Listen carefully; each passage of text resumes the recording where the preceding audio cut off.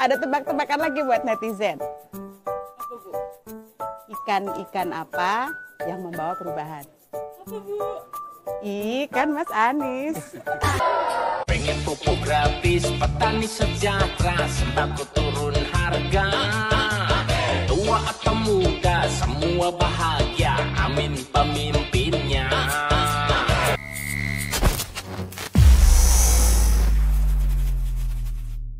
Assalamualaikum warahmatullahi wabarakatuh. Selamat siang, salam sejahtera semuanya. Senang sekali akhirnya saya bisa sampai ke tanah Gorontalo ini. Pak Rahmat ini udah ngundang beberapa kali, diniatkan berkali-kali. Alhamdulillah, begitu selesai tadi malam debat langsung siap-siap berangkat ke Gorontalo. Alhamdulillah, dan kita kumpul semua di sini. Daerah apa ini tempat kita kumpul ini? Bonebo Lango. Oke, siap. Jadi ini judulnya mau desak ini ya. Perasaan tadi malam udah ada desak-desakan. Nah, yuk kita teruskan, silakan. Pak, sesi debat resmi ketiga semalam seru banget ya. Nah, buat bapak-bapak, ibu-ibu di sini pada nonton nggak debat semalam? Pada nonton nggak? Gimana?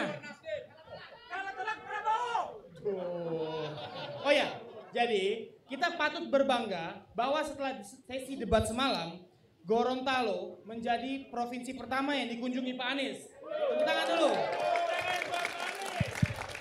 Yang merasa performa Pak Anies semalam keren banget, boleh tepuk tangan. Pak Anies sendiri gimana Pak? Puas dengan performa semalam? Alhamdulillah, kita syukuri yang sudah kita lewati. Ya. Alhamdulillah. Pak Anies ini kan sudah berada di atas panggung. Ya. Dan sudah siap untuk dihujani dengan desakan-desakan dari warga Gorontalo. Siap, bismillah. Oke, kalau gitu.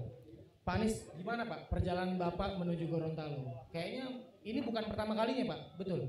Pertama kali ini? Oh ini pertama kali? Pertama kali. Pertama kali tiba di Gorontalo. Kalau berinteraksi dengan teman-teman dari Gorontalo sudah banyak sekali. Tapi datang ke tanah Gorontalo ini kali pertama dan beberapa jam pertama ini mengesankan sekali.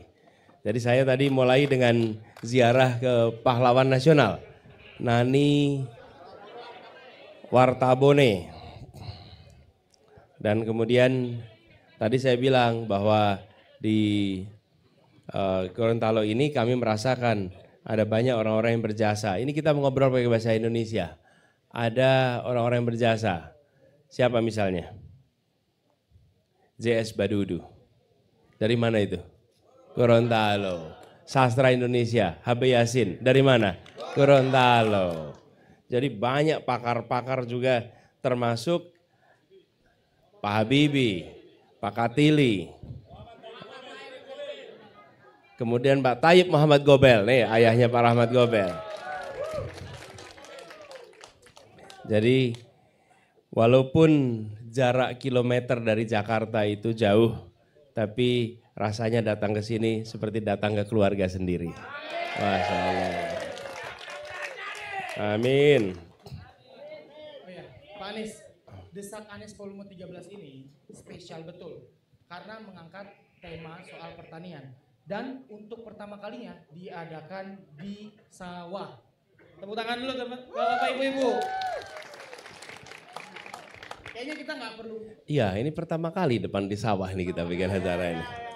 Iya betul. Siap. Oke, kita mungkin nggak perlu berlama-lama karena kita ingin dengar gagasan, pikiran dari Pak Anies apa bisa mengatasi masalah yang dihadapi oleh para petani di Gorontalo ini. Pak Anies siap didesak? Siap. Siap. Baik, kita masuk ke segmen 1. Gimana Nis?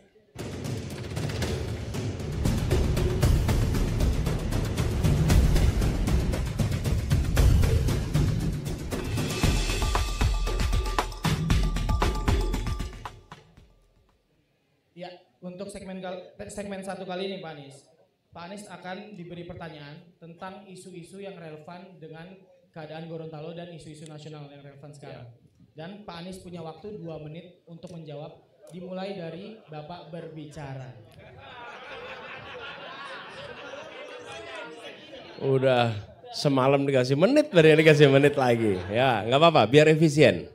Oke, kita langsung aja Pak Anies ke pertanyaan Dan pertama. biar nggak bisa bilang bahwa nggak cukup waktunya.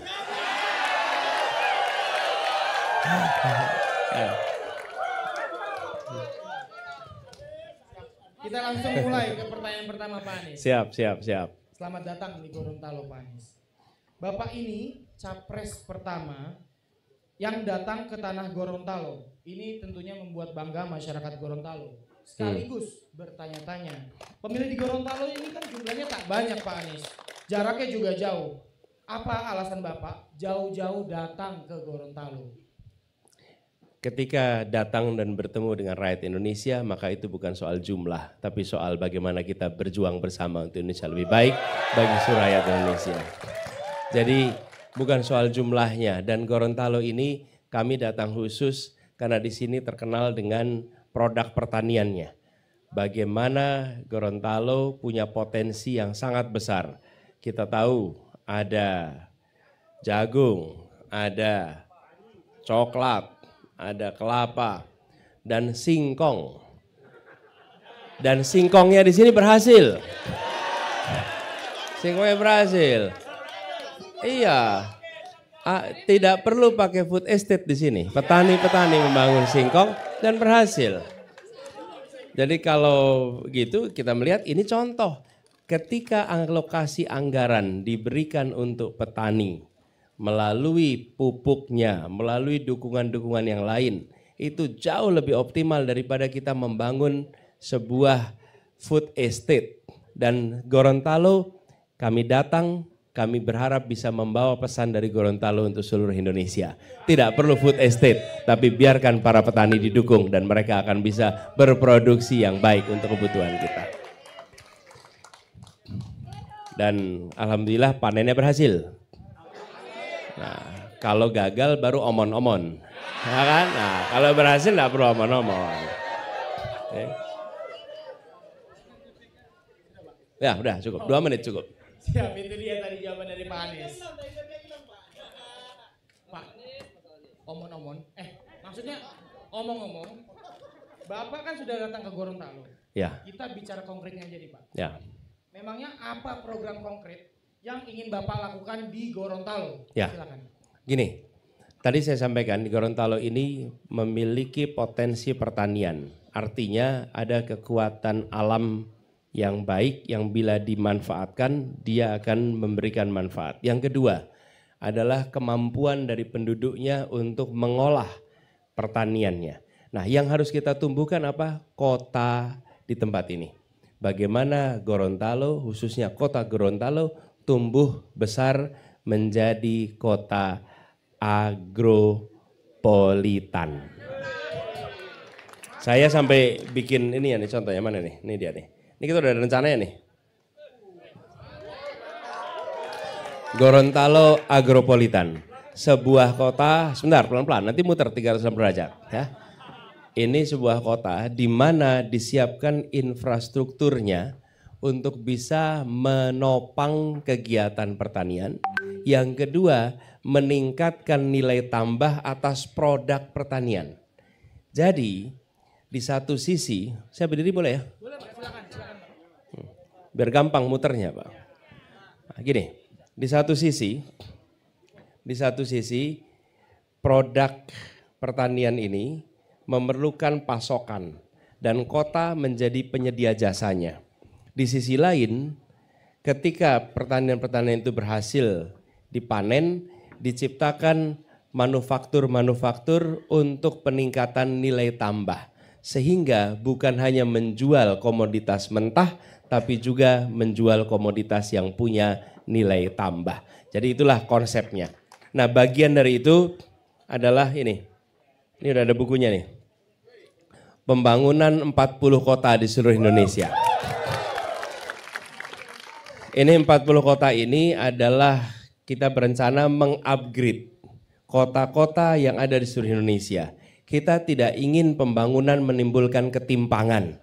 Karena itu kita memilih bukan membangun satu tempat besar-besaran, tapi lebih dari 40 tempat secara serius ditingkatkan sebagai kota yang lebih maju, kota yang lebih berkembang. Inilah konsep pembangunan 40 kota di Indonesia. Salah satunya adalah Gorontalo. Itu salah satu.